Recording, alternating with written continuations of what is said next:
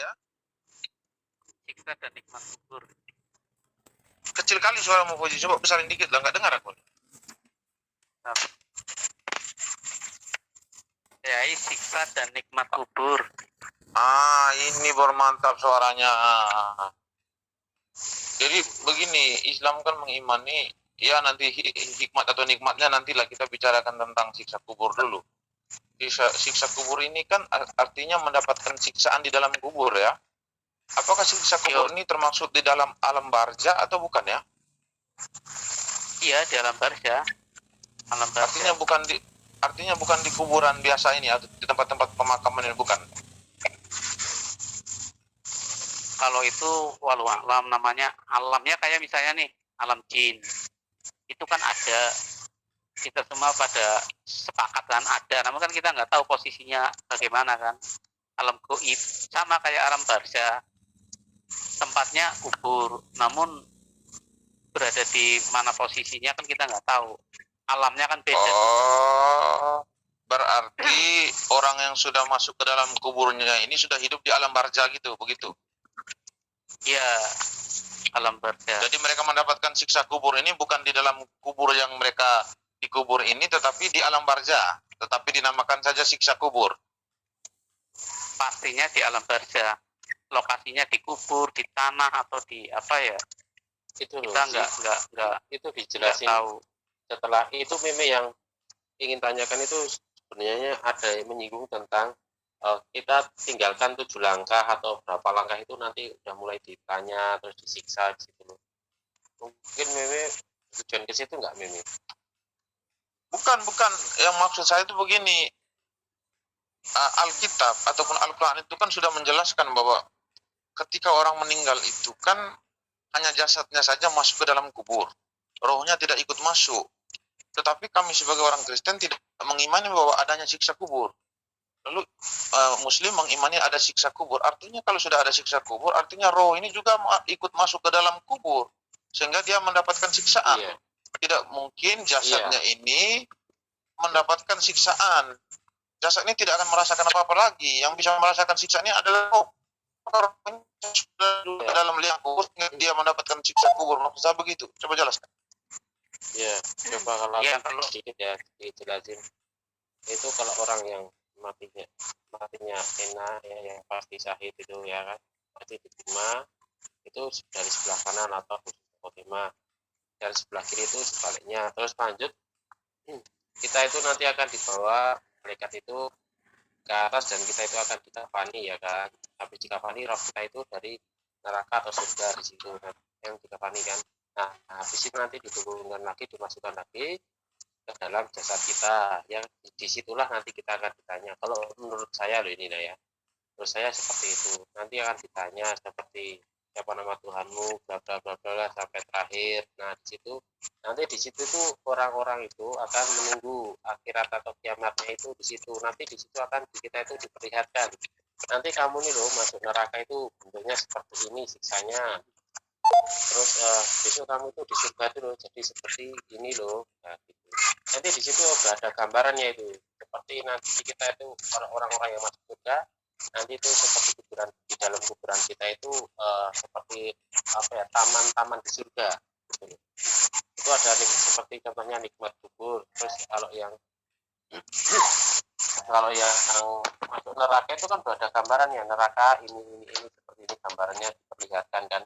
Nanti kamu akan masuk ke neraka, melihat neraka seperti ini. Jadi orang-orang yang kafir atau orang-orang yang punya dosa itu akan memohon jangan disegerakanlah kiamat, karena kalau kiamat pasti akan segera dimasukkan mereka ke dalam api neraka. Terus kenapa dia disiksa? Ya karena perbuatan di dunia, satu itu juga ya, karena sifat-sifatnya juga. Kalau menurut saya gitu. Coba itu mau ditambahin, kalau saya salah benarin, soalnya saya cuma tahunya itu sih.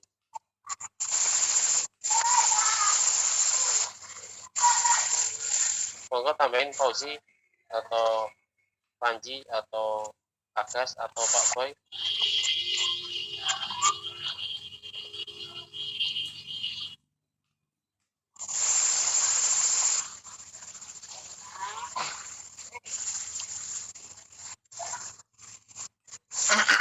Lanjut. Kalau mau ditambahin, Ya, soalnya kalau aku Oke. panjang-panjang nggak bisa ini. Berarti Soalnya ada Bro Meme maksudnya bentuk fisiknya gitu Bro Meme.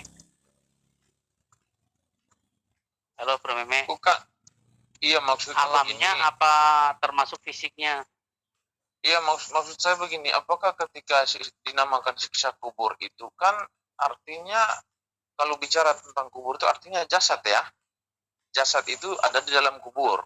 Nah, kalau bicara tentang siksa kubur ini, artinya jasad ini tidak merasakan apa-apa tentang siksa kubur. Artinya harus ada roh, baru dia bisa merasakan. Apakah roh ini juga ikut masuk ke dalam kuburan atau gimana sehingga dia bisa merasakan siksa kuburan ini? Oh, detail banget ya pertanyaannya. Iya, supaya jelas penjelasannya juga biar saya bisa paham. Ya, silakan. Jadi secara fisik ya. Ya secara fisik ya berarti ada Bro ini. Ada alamnya. Kalau ruh masuk kembali ke dalam jasad mah itu belum ada keterangannya. Saya belum menemukan keterangannya nih. Hanya posisi siksaan itu sama seperti siksaan pada fisik di dalam kubur. Di dalam kubur kan berarti titik tempatnya, namun untuk alamnya kan kita nggak di dalam itu kan, nggak di dalam apa sih namanya titiknya itu kubur kan, alam saja. Oh, artinya yang dimaksud siksa kubur ini bukan disiksa di dalam kubur yang dikubur orang ini, tetapi hanya namanya saja siksa kubur, tetapi siksanya di alam barzah. Tetapi dinamakan siksa kubur Ya gitu, termasuk di begitu? kubur, termasuk di kuburnya. Badannya juga kan dalam Al-Quran ada yang dihimpit tanah, ya kan. Terus ada hewan melata segala macam. Ya termasuk di dalam kubur. Hanya kan kalau misalnya kita buka kuburnya kan kita nggak kelihatan tetap. Iya, memang benar, memang nggak kelihatan. Jadi pertanyaan saya, yang merasakan siksa kubur ini roh ataukah jasadnya itu? Roh atau jasadnya ya. Saya belum bisa ini nih. Kalau dari fisik badan dihimpit itu kira-kira roh apa jasad? Kalau dihimpit, roh juga bisa merasakan. Namanya di alam lain kan, fisik juga bisa merasakan. Tapi jasad kan hancur. Ya, sudah jasad hancur, yang sudah hancur. Apanya? Iya, sisa sudah pasti roh. roh Berarti dan jasad. berarti itu. Berarti yang merasakan siksa kubur ini roh, bukan jasad ya? Iya, roh. Namun dalam posisi siksaan itu seperti siksaan fisik pada jasad. Iya kan? Iya, benar. Maksudnya jenis pekerjaan, jenis-jenis siksaannya. Begitu juga dengan jenis-jenis nikmatnya. Karena kalau kita berpandangan pada patokan bentuk fisik, berarti fisik kan hancur oleh tanah. Hanya sisa tulang sulbi kan kalau nggak hancur tulang sulbinya. Namun yang kekal di situ adalah roh kan. Kekal dalam artian setelah diciptakan roh itu kan kekal. Abadan ya kan. Nah, di sini berarti yang disiksa itu rohnya masuk dalam alam yang bernama barzah gitu.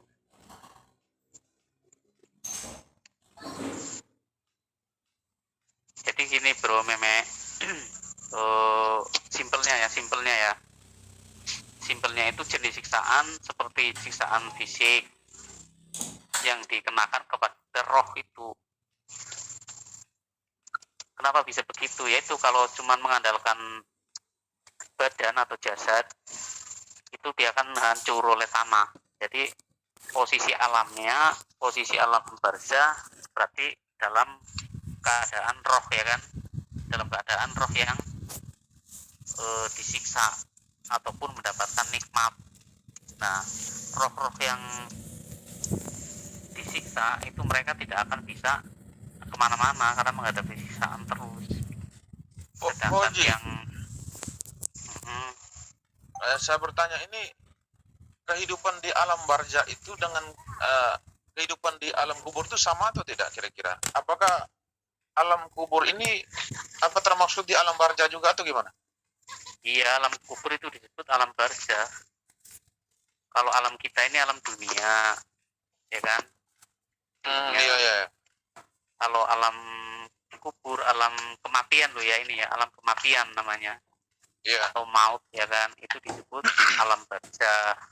Alam kubur itu, alam barzah itu. Iya, alam barza, alam kubur. Iya, alam kubur Jadi itu dalam istilah-istilah alam barzah dalam- itu. Istilah-istilah dalam Islam itu setelah alam kubur nanti baru masuk ke akhirat. Jadi alam kubur ini termasuk pintu akhirat, pintu sebelum menuju akhirat. Namun Betul. Jadi alam didahului dulu alam dengan jadi didahului dulu dengan kiamat.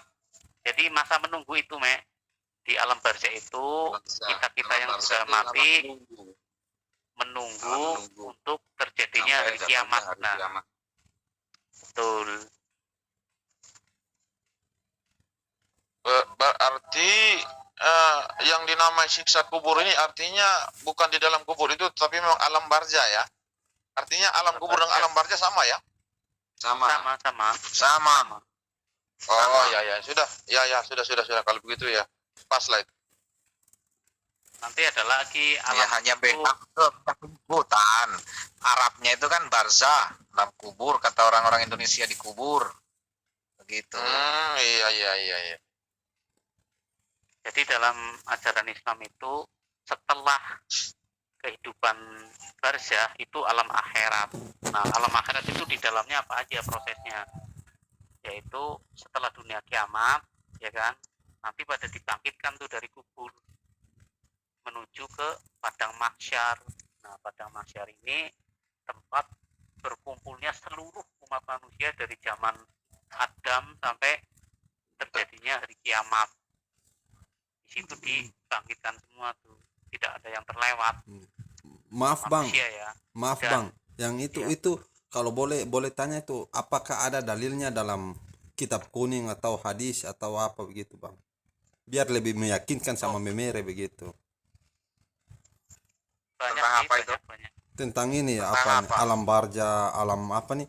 Setelah pembangkitan begitu kan? Biar lebih meyakinkan ini. Iya, maksud di Al-Qur'an ada, di hadis ada, di kitab juga ada. Itu. Oke, memere, biar jangan memere mengatakan asumsi begitu. Bukan asumsi. Ini sudah masuk wilayah Enggak, kalau kita rukun iman. Kalau kita dialog santai begini, asumsi sedikit tak masalah, misalnya debat. Tidak. Harus kita tuntut. Bukan. Kalau ini kan tapi dialog biasa. Bukan, tapi Asumsi sebenarnya sedikit ini malah itu biasa itu. lebih ini, kalau dialog ini sebenarnya lebih masuk kalau dalam ingatan kita, karena enggak harus kita bertahan menyerang enggak, kita mengalir, ya kan. Namun posisinya tetap enggak lepas dari Al-Qur'an, hadis, dan ijtihadul ulama. Betul. Jadi tetap ada hukum dasarnya, cuman kita enggak konsen pada penampilan dalil-dalil.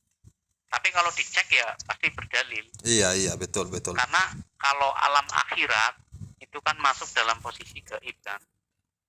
Masuk dalam di sini iman, percaya Kristen bertanya, Muslim menjawab, Islam menjawab. Hari akhir termasuk. Hari akhir itu kiamat. Gaib itu akhirat. Yaumul akhir dan yaumul akhirat. Nah, dalam akhirat ini yaumul hisab. Iya, nanti di dalam akhirat ada yaumul hisab, yaumul mizan, ya kan? Betul. Nah, dari setelah proses kiamat barulah yang namanya akhirat itu. Jadi alam barzah itu belum masuk akhirat, namun alam pintu menuju akhirat. Jadi batas antara dunia, alam transisi bahasa anunya. betul, alam transisi dari dunia ke akhirat, dari realitas ke gaib, Goib. yang gaib ya. Nah, dalam alam akhirat itu nanti dibangkitkan, dikumpulkan di padang mahsyar. Nah, di situ itu setiap kaum itu akan didatangin para nabinya. Nabi-nabi ini yang mempunyai umat, ya kan, itu akan mencari kaum-kaumnya. Kayak contohnya Nabi Musa akan mencari kaumnya, Nabi Isa akan mencari kaumnya, Nabi Muhammad akan mencari kaumnya. Nah, di situ para kaum-kaum nabi-nabi tersebut akan meminta syafaat atau meminta pertolongan kepada para nabinya. Yang mengikuti ajarannya. Iya, ya nanti Paulus juga kan nanti dicari di situ sama orang Kristen juga. Iya. Kan punya umat kan Bisa, Paulus kan. Yesus itu nanti juga bisa juga. Ya, kalau Nabi Isa itu di dunia sudah konfirmasi. Sudah konfirmasi ya. Sudah turunnya Nabi Isa untuk menghadapi Al-Masih Ad-Dajjal, dia sebelumnya konfirmasi dulu kepada umat Kristen.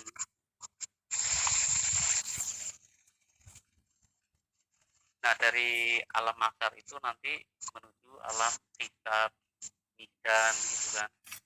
Timbangan setelah dihisab, setelah dihisab, ditimbang, lalu sirotol mustaqim. Setelah itu baru surga neraka kekal. Nah, Nabi Muhammad itu bisa memberikan syafaat itu. Walaupun syafaat itu hak prerogatif Allah Subhanahu wa taala, namun dalam hadis itu ada. Jadi Nabi Muhammad itu mempunyai syafaat, yaitu doa terakhir dia.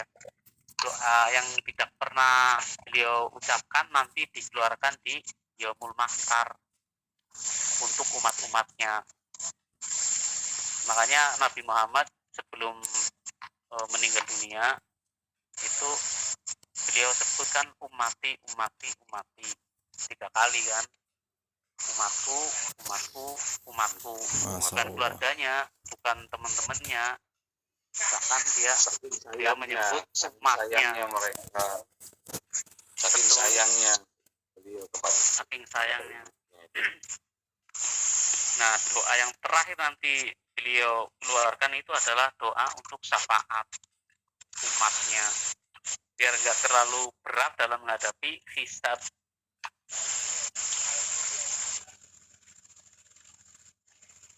Bagaimana Memere? Iya. Aduh, Proses kematian, Bro Meme. Jadi proses kematian itu sebenarnya sudah ditakdirkan ya. Jadi sebelum manusia diciptakan itu ditulis dulu tentang takdirnya. Iya, disimpan di Lauhul Mahfuz. Itu kalau boleh kita sederhanakan pemahamannya itu ya semacam arsip, gudang arsip lah ya, alam arsip ya kan. Kalau mau kita sederhanakan, alam arsip ini tidak ada yang bisa mengubah kecuali Allah Subhanahu wa taala. Karena alam arsip ini terjaga ya kan dari jangkauan-jangkauan makhluk. Itu nggak bisa dirubah sudah. Nah, setelah hidup di dunia, catatan di Lauhul Mahfuz itu sudah ada. Jadi 40 hari sebelum manusia mati itu sudah ada tanda-tandanya. Itu banyak dimuat dalam Ibnu Katsir, terus hadis juga dari Muslim, Ahmad dan Muslim, terus dalam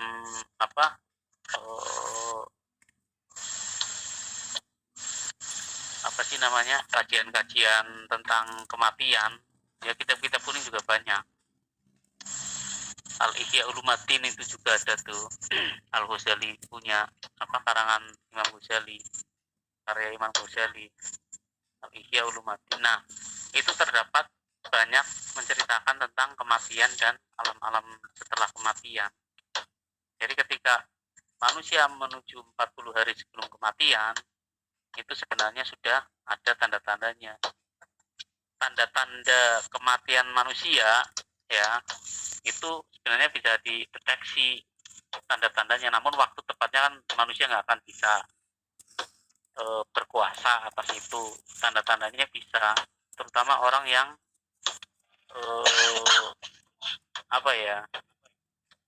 orang yang kalau dalam istilahnya itu suluk hatinya itu halus, dia mengenal jiwanya, ya kan, mengenal dirinya sendiri, mengenal Tuhannya, maka dia akan mengenal tanda-tanda kematian, bukan mengenal waktu kematiannya, tapi tanda-tandanya. Betul.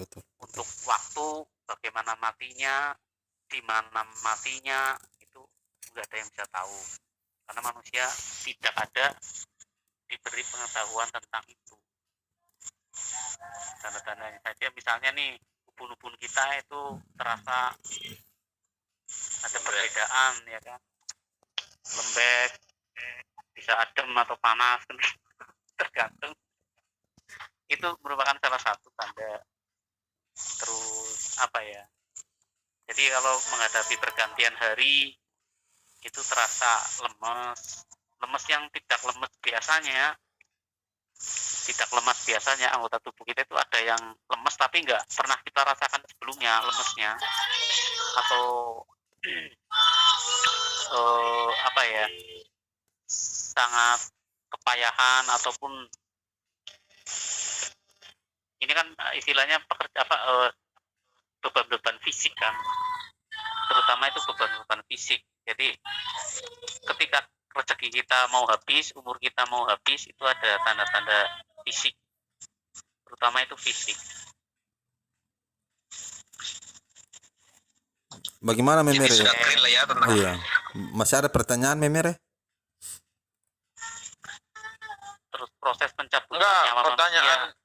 pertanyaan saya tadi kan sudah dijelaskan. Itu pertanyaan saya itu aja. Oh. Udah tadi. Kalau Fauji sudah menjelaskan bahwa siksa alam kubur itu sama seperti di alam barza, ya sudah, artinya sama aja, artinya ya benar. Karena roh itu kan setelah meninggal itu kan, menurut pemahaman Islam kan dia ke alam barza kan setelah meninggal itu kan. Iya. betul. Artinya roh itu tidak masuk di dalam kuburan, tetapi dinamakan siksa kubur ini bukan berarti roh itu siksa di dalam kubur, tetapi siksa di alam barza. Artinya alam yang ada di dalam kuburan itu sama seperti alam barza.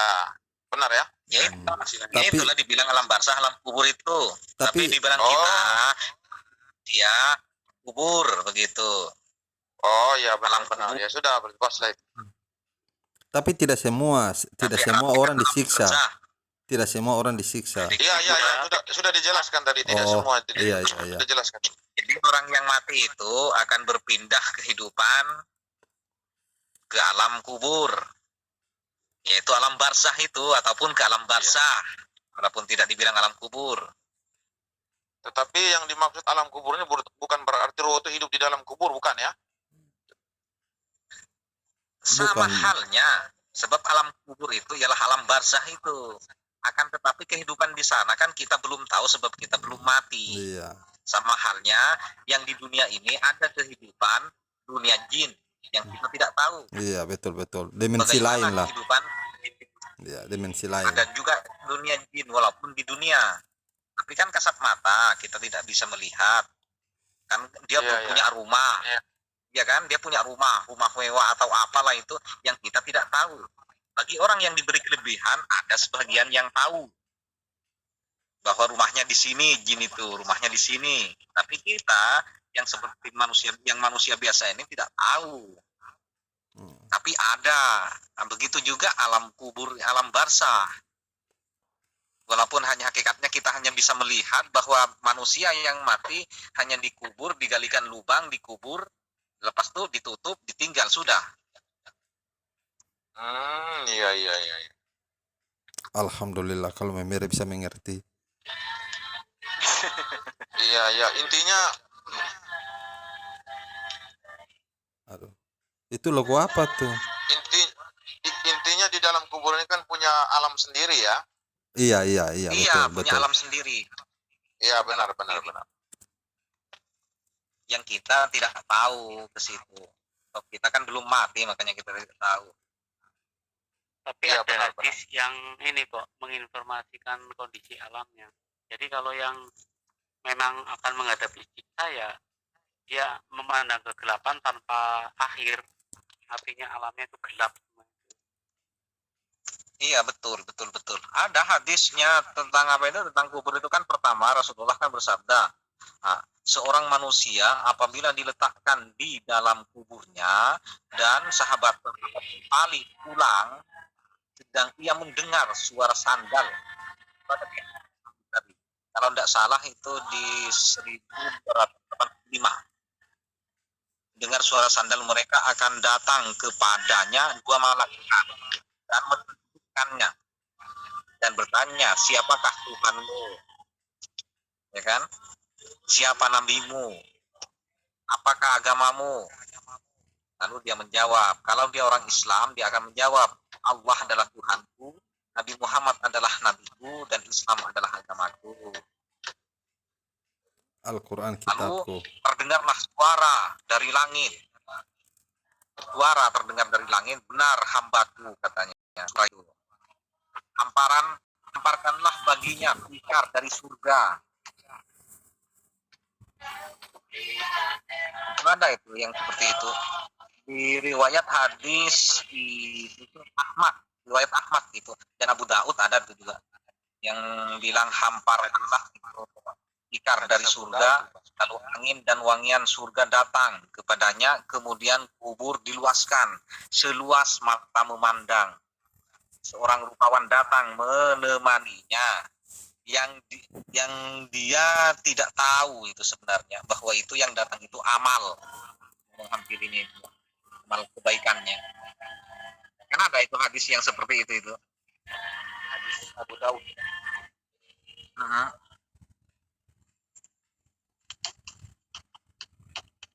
Jadi ada nikmat kubur atau nikmat di alam barzah itu, ada siksa atau azab. Siksa kubur, azab kubur. Azab kubur Itu ada. kayak yang di film Indosiar. Film Indosiar banyak. TPI. Ada yang meletup kuburannya biasanya itu kalau di Indosiar. Iya. Tapi terlalu mendramatisir.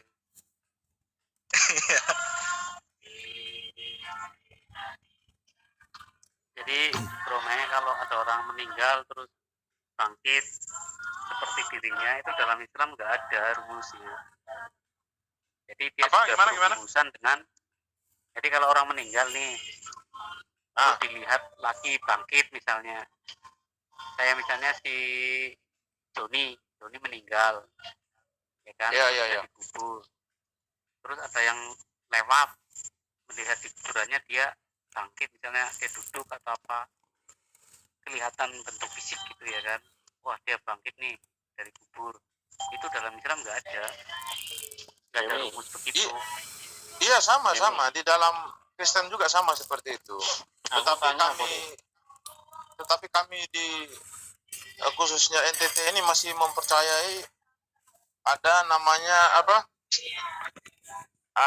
mempercayai ajaran nenek moyang itulah maksudnya. Budaya kami masih mempercaya bahwa orang meninggal ini rohnya masih hidup berdampingan dengan kita. Tetapi agama tidak mengajarkan seperti itu. Jadi gini, kalau yang enggak, itu ada hadisnya.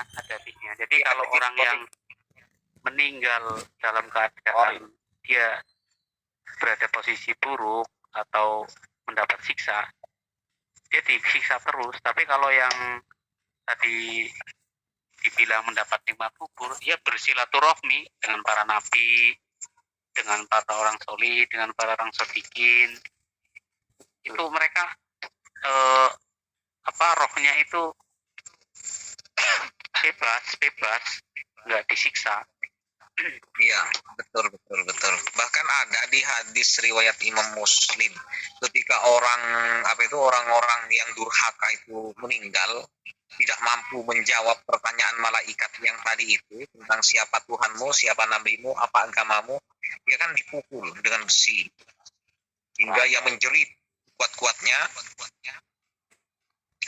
Nah, hingga didengar oleh semua makhluk ciptaan Allah itu, kecuali jin dan manusia. Berarti itu Iya, ateis, itu berarti- ateis, itu yang tidak bisa jawab itu. Tapi Meme, aku mau tanya Meme. maaf Bang, saya tanya duluan sama Meme. Kata Meme dalam Kristen juga tidak ada ajaran-ajaran bahwa mayat bangkit apa. Tapi kalau soal malam penghiburan itu ada dalam ajaran Kristen atau tidak tuh Meme? Apa penghiburan? Malam penghiburan. Malam penghiburan apa ya? Maksudnya malam penghiburan gimana? Yang itu kan setelah meninggal kan mayat kan belum dikubur. Iya, Pengurapan, malam pengurapan mungkin. Nah, setelah itu apa nih 3 malam itu mereka nyanyi bikin penghiburan lah begitu untuk ini apa ini keluarga yang ditinggalkan itu malam penghiburan nyanyi apa minum makan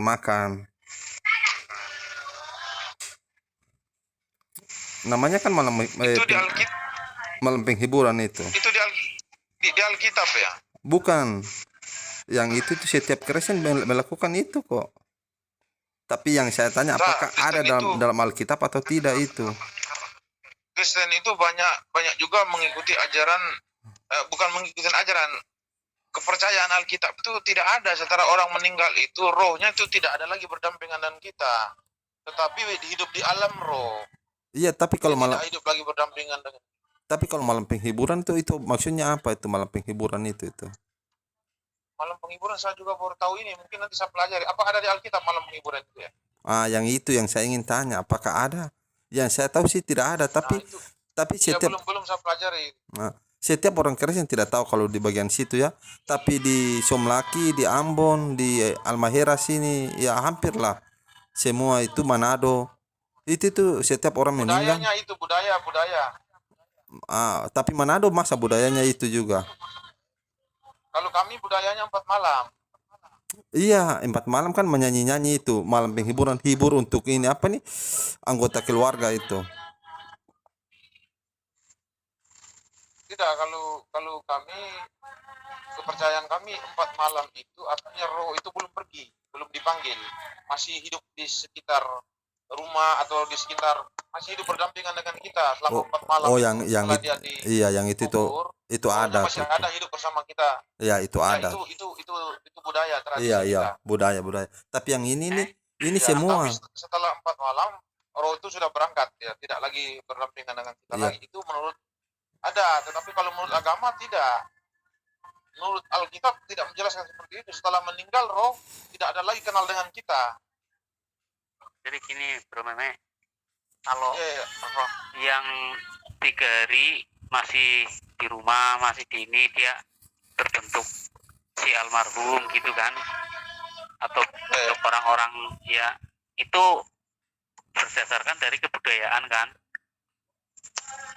iya benar. Nah, berarti dari dulu pernah ada yang melihat. Artinya itu bukan ruh manusia sebenarnya. Kalau dalam Islam itu dipahami sebagai korin.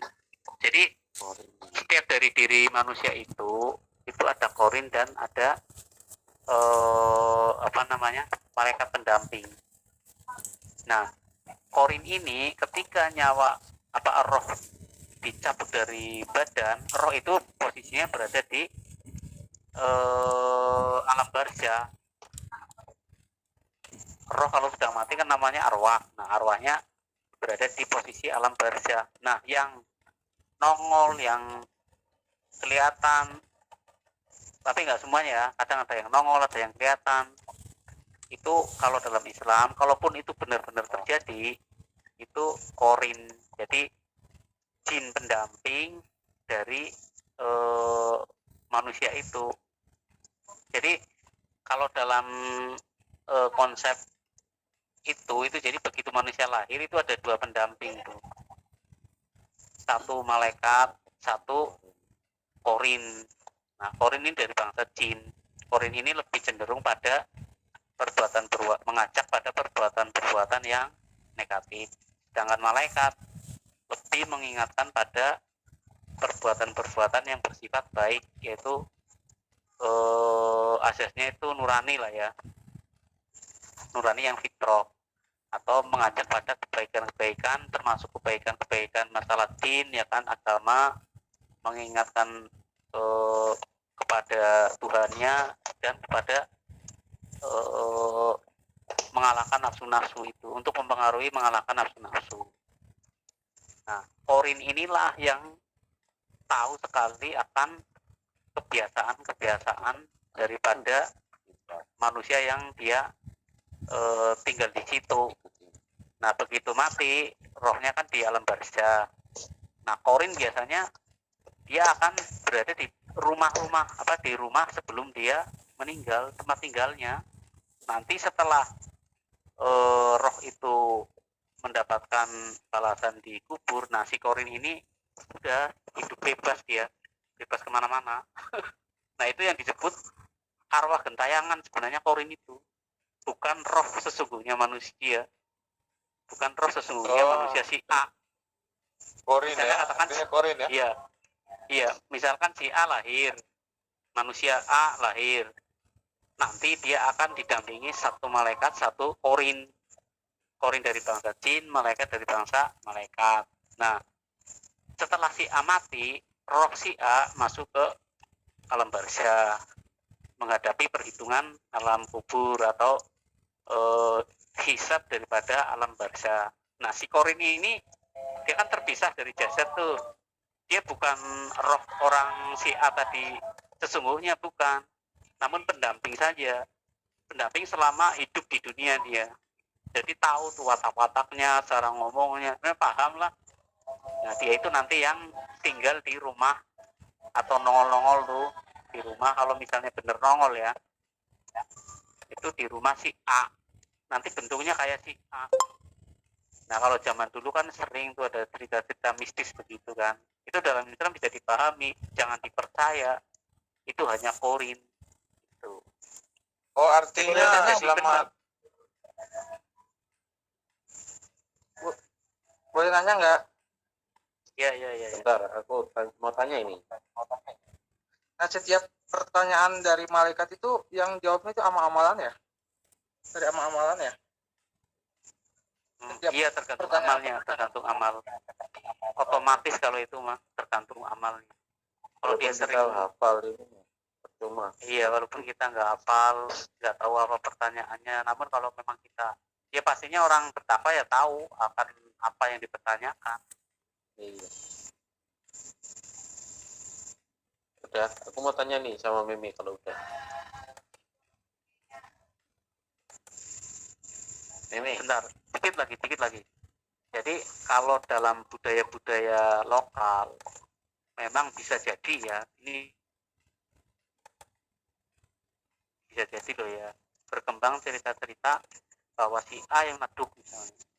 Itu kalau memang itu benar terjadi, ya itu korin, bukan roh asli manusianya.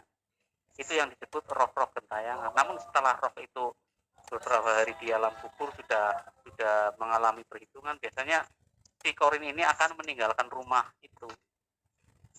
Nah, nanti berbentuk apa misalnya. Kalau kita kan ada yang nyebut kuntilanak, genderuwo, pocong. Nah, sebenarnya itu bangsa jin dari jin-jin korin maupun jin-jin yang bukan korin. Mereka itu akan menampakkan diri kalau memang menampakkan diri. Itu bro. Jadi budaya juga kadang benar adanya mistis itu, namun bukan jadi patokan, karena memang itu kehidupan makhluk seperti kita juga ada, mereka ada, cuman kita nggak perlu terlalu nggak perlu terlalu memahami itu, nggak masalah.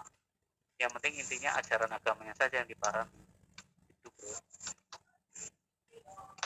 Oke, lanjut. Bang Kosi, Mimi. Meme, aku mau tanya Iya, Meme, iya, iya. tentang pencucian kalau itu bisa gimana itu? Nanti setiap kalau orang bisa kan saya akan jawab, dicuci bisa saya dengan jawab, api kan? tetapi kalau saya tak bisa menjawab. Ya, apa yang mau ditanyakan? Ya lebih bagus Iya itu begitu tentang bang. pencucian, Lebih bagus. pencucian. Semua manusia Pencucian katanya apa? kalau setiap manusia yang setelah mati kan, sebelum kan itu hidup di alam barzah itu kan juga sama. Tapi Pak Yes jelasinnya apa ya? Saya lupa ya. Nah tentang itu komen nanti itu setiap orang katanya seorang Kristen pasti akan dicuci dengan api. Itu pencuciannya tuh bagaimana itu? Mi? Api pencucian ya? Iya, katanya kan di setiap orang dicuci itu kata Pak Yes. Benar nggak? Kalau api pencucian mungkin saya pernah dengar, tapi mungkin nanti coba saya cari di Alkitab dulu. Tapi menurut yang saya pahami ini, saya pelajari tentang kematian, tetapi tidak begitu banyak yang saya pelajari. Katanya Yang saya Pak pelajari Yes itu cuman gini, kata Pak Yes itu setiap semuanya orang ini berdosa sangat banyak kan gitu. Jadi lama enggaknya itu dicuci tergantung dosa mereka katanya gitu. Kalau dosa mereka sedikit ya nyucinya cuma sebentar gitu. Habis itu dimasukkan ke dalam surga gitu. Kalau ini dosanya banyak, jadi ini nggak akan selesai gitu. Sampai dosanya itu habis gitu. Katanya seperti itu. mungkin yang dimaksud Pak Yas ini mungkin orang yang tidak berdosa itu bukan berarti dia tidak berdosa, tetapi namanya manusia pasti sedikit pun punya berdosa ya. Mungkin untuk masuk ke dalam surga itu dia harus melalui fase api pencucian. Mungkin itu yang dia maksud. Karena manusia bagaimanapun tidak akan mungkin dia luput dari dosa. Sedikit pun dia harus ada dosa. Maka dikatakan mungkin Allah itu kan suci, artinya Bapa itu kudus. Jadi ketika manusia harus hidup bersama dengan Allah, dia harus kudus seperti Allah. Jadi mungkin manusia itu yang masuk surga, yang divonis masuk surga itu mungkin dia harus melalui proses api pencucian. Mungkin itu yang dimaksud Pak Yes mungkin. Memang benar, ada itu. Nanti saya akan carikan di Alkitab nanti. Terus itu kata Pak Yes itu sumpah nih orang ini nggak tobat ini kan, nggak tobat. Terus orang itu tuh kekal di dalam neraka itu gimana itu Mimi? Jadi orang yang udah pada masuk surga setelah pencucian ya kan? Kekal di dalam neraka, kekal di dalam neraka itu yang dinamakan kematian kekal. Kematian kekal itu bukan berarti musnah, tetapi dia selamanya di neraka, itu dinamakan kematian kekal. Berarti itu kalau kehidupan kekal di neraka itu orang itu udah kekal kan, umpama di neraka. Iya. Itu bisa nggak mendapatkan syafaat itu contohnya bisa tak ada. Kalau Kristen punya tidak seperti Islam. Islam punya ketika orang masuk ke neraka dia masih bisa mendapatkan hukuman di neraka, nanti lama-lama dia akan bisa masuk surga, seperti itu ya. Betul. Iya, betul. Benar ya. Ya, kalau Kristen tidak seperti itu. Kalau ya? Kristen kalau sudah namanya di api neraka maka dinamakan kematian kekal. Kematian kekal itu bukan berarti musnah ataupun dia itu musnah secara apa tidak, tetapi selamanya di neraka tidak akan pernah ke surga lagi. Assalamualaikum Bang Hidayah. Assalamualaikum warahmatullahi wabarakatuh. Waalaikumsalam. Ada Bang Fauzi enggak? Ada. Nanti Bang Fauzi nanti buka WA-nya itu ada sudah kirim jadwal untuk besok ya. Oh iya. Wah saya agak diajak ini. Ya semuanya nanti besok diantar linknya kok. Oke. Nanti Mas bisa bantu-bantu ya, bisa bantu-bantu ke ini ilmunya Mas ini. Jadi bisa bantu-bantu juga apa? Ya support lah melalui gitu. Oh, tapi saya nggak bisa apa-apa ya. Iya, sama. Oke, lanjut. Bohong, Bang Han itu ilmunya banyaknya itu. Itu Kan benar. ini udah melancong kemana-mana. Aku belajar sama Ustaz Fauzi. Deblok ada telepon. Ya gini, kalau orang Deblok ada telepon. yang justru banyak. Deblok ada telepon. Saya ini kan selalu mengaku pandai jadi. Deblok ada telepon.